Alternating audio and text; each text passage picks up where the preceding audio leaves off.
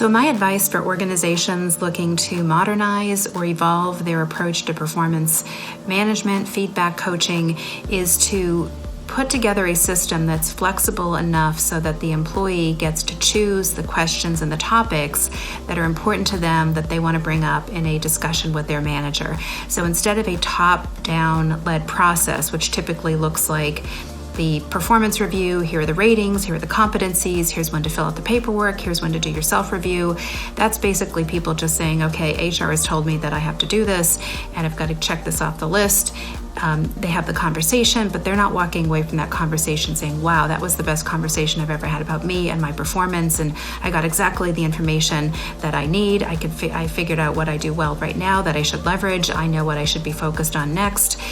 So what you want to do is you want to put together some sort of a conversation guide that allows people to choose the questions and the topics that they're going to talk about from meeting to meeting, whether those meetings take place every week, every other week, every month. So I would say the conversation should start off with the employee highlighting, one thing that's gone well recently, one thing they achieved. They get to have a question asked of them about something that they're interested in. So the manager may ask, what's one thing you want to get better at? What's one thing you want to learn about? What's one thing you want to be involved in? What's one thing you think the team hasn't accomplished that you'd like to contribute to?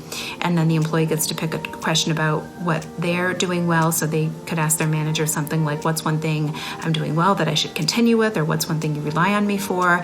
And then they get to ask a question about their development or future contributions. So, and again, you want to have a menu of questions that somebody can choose from.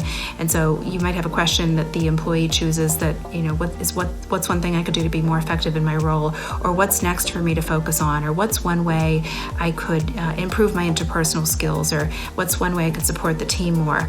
And so what happens is that because the employee gets to pick the questions, the conversation is going to be more tailored and more meaningful.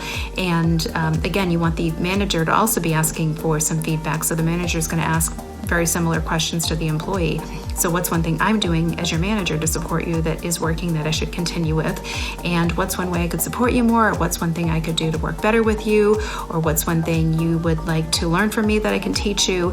And again, you want to have a list of questions that people get to choose from. So it's not just a conversation about, hey, how do you think things are going? How do you think we're working together? Because the answer is going to be good or great. What can I do? What can I do better? Nothing. Just keep doing what you're doing. So you want to make sure that those questions are designed to stimulate some conversation. It's a higher level conversation about performance and development, and also include some things in there about the work relationship between the manager and the employee. What's working, and how could you support me even more as my manager moving ahead? And then at the very end, you have some action items. So what are the action items or takeaways from this conversation?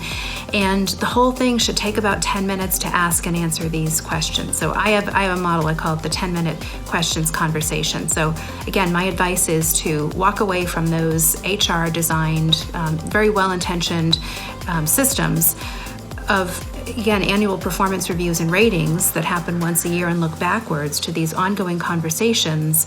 But you do need to provide some guidance and some tools and even some training so that the conversations that people are having go beyond just the transactional day-to-day conversations about tasks and projects.